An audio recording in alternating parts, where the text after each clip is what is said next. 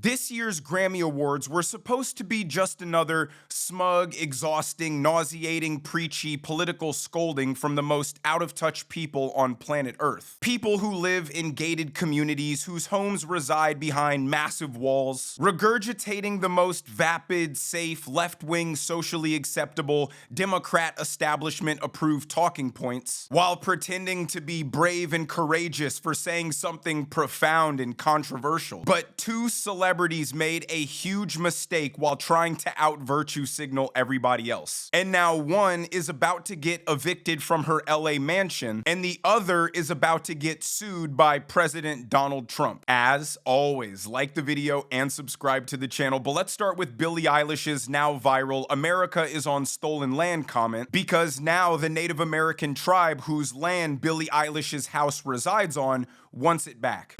No one is illegal on stolen land. And yeah, it's just really hard to know what to say and what to do right now. And I feel really hopeful in this room, and I feel like we just need to keep fighting and speaking up and protesting, and our voices really do matter, and the people matter, and I say sorry. Now, I'm less concerned with her historical inaccuracy or her willful ignorance to the historical reality of how all nations formed across the earth for all of time. I'm more concerned with her parroting a talking point that implies the illegitimacy of America as a country and rejects our right to exist. Thus, the foundation for all of the anti-American policies emanating from the left. And their true intention with the mass third world migration agenda always reveals itself when this topic is brought up. Woke libs will say ICE needs to start deporting white people because they're the original illegal immigrant. But if by their own logic, unfettered mass migration of white people led to the continent being conquered by white people, then why should we view the unfettered mass migration of third worlders any differently? And why are you demonizing us for preventing this mass invasion, the same thing you say natives should have done to white people? If we stole it from Native Americans, aren't we entitled to prevent these third worlders from stealing it from us? But funny enough, this reporter went to Billie Eilish's multi-million-dollar LA mansion that she's about to lose and tried to move in because, you know, nobody's illegal on stolen land, and comes to find out Billie is a big fan of borders and walls. Take a look. First of all, isn't that ironic? Massive gates keeping people out. I thought Billie didn't believe in borders. Well, according to the driveway, Billie does believe in borders. She believes in massive gates keeping people out. A couple of cameras up there as well. The lights are on, so somebody must be home.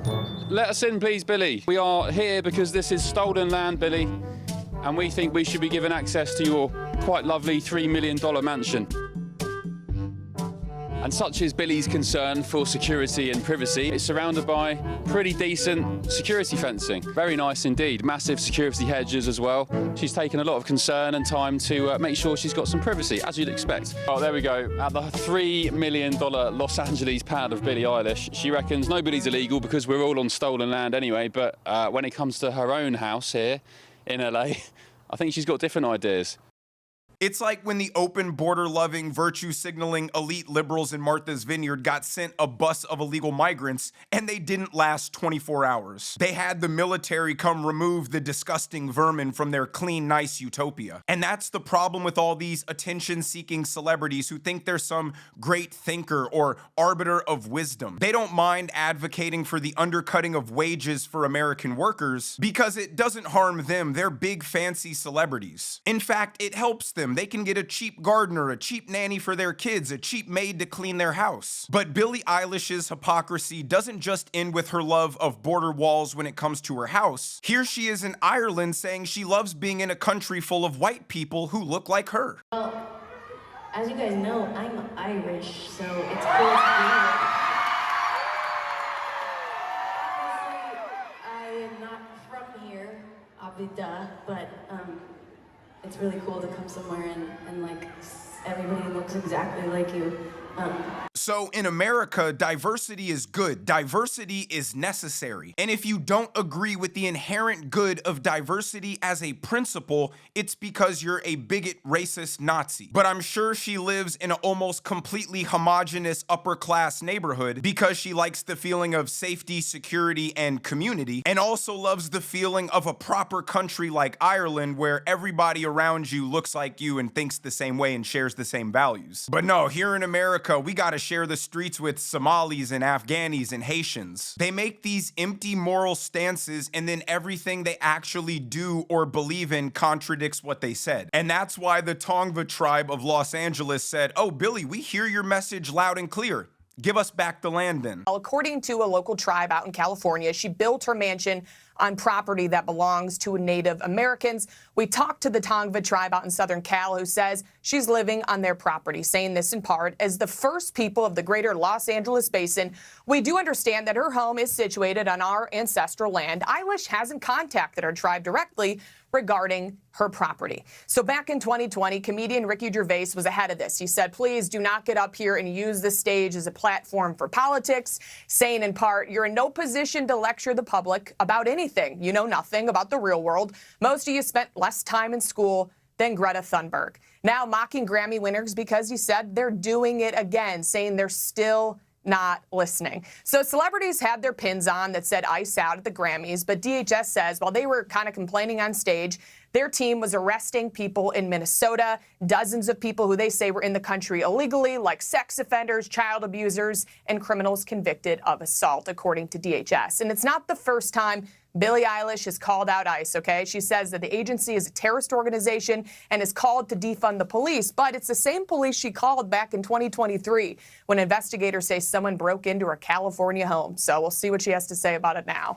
The only people who despise the stolen land virtue signaling more than American-loving citizens are the Native Americans that you're using as a pawn to morally grandstand at the expense of their actual traumatic history. You want to get cool points and applause at the Hollywood glam show for standing with the indigenous people, but don't actually want to stand with the indigenous people. Why aren't all of these stolen land advocates pooling all of their money together to buy up private property and return it to the native tribes? And that led to the biggest eviction law firm in Los Angeles putting out this statement. For immediate release, Sinai Law Firm is offering to evict Billie Eilish from her Los Angeles home on a pro bono basis on behalf of the Tongva tribe. Sinai Law Firm is the premier eviction firm in this county. Eilish's admission that she lives on stolen land gives the tribe a rightful action for possession as the true owner of the property. The 30-day notice is already written and ready to be served. Now, I actually think because of all the backlash Billie Eilish is getting from the internet, she may capitulate in some way and do something. Either way, it's going to be a lesson for these sanctimonious celebrities to just shut up and accept your award. Either she actually gets evicted, or the internet bullies her into making a large cash donation to the Tongva tribe. Either way, it signals we don't live in the era anymore where you can just meaninglessly virtue signal and everybody applauds like seals. We want to see action. We want to see consistency. Use all the blood money you've accumulated from touring these vast stolen lands and give it back to the natives. But now on to the other idiot of the Grammys, Trevor Noah. Trevor Noah was hosting the Grammys and got a little too excited being in a room full of Trump derangement, and now is about to get sued by President Donald Trump for saying this. Song of the Year. Congratulations, Billie Eilish. Wow. That is a Grammy that every artist wants, almost as much as Trump wants Greenland. Which makes sense. I mean, because Epstein's island is gone, he needs a new one to hang out with Bill Clinton. So, oh, I told you it's my last year. What are you gonna do about it? Trevor Noah forgot slandering people is illegal because the Grammys is a giant left-wing echo chamber where everyone will roar in applause for what you say as long as it's something about Donald Trump being bad. So Donald Trump responded to Trevor Noah saying Trump was at Epstein's island by saying this: "The Grammy Awards are the worst, virtually unwatchable. CBS is lucky not to have this garbage litter their airways any longer. The host, Trevor Noah, whoever he may be, is almost as bad as Jimmy Kimmel at the Low Ratings Academy Awards. Noah said incorrectly about me that Donald Trump and Bill Clinton spent time on Epstein Island. Wrong. I can't speak for Bill, but I have never been to Epstein Island, nor anywhere close, and until tonight's false and defamatory statement, have never been accused of being there, not even by the fake news media. Noah, a total loser, better get his facts straight and get them straight fast. It looks like I'll be sending my lawyers to sue this poor, pathetic, talentless dope of an MC, and suing him for plenty dollars. Ask little George Schlappadopoulos and others how that all worked out. Also ask CBS. Get ready, Noah. I'm going to have some fun with you. President Donald J. Trump. I'm not gonna lie, that's the most gangster shit I've ever read. These liberals still think it's 2022 and there's only one socially acceptable position to have. These dorky theater kids ruled the country for 4 years and now their ego won't let them relinquish that taste of power. And now that the adults are back in charge, they're all unraveling and lashing out in embarrassing fashion. But let me know what you guys think down in the comment section below. If you enjoyed the video, make sure you hit that like button. Make sure you subscribe to the channel if you have not already. Turn on those notification bells so you never miss a video.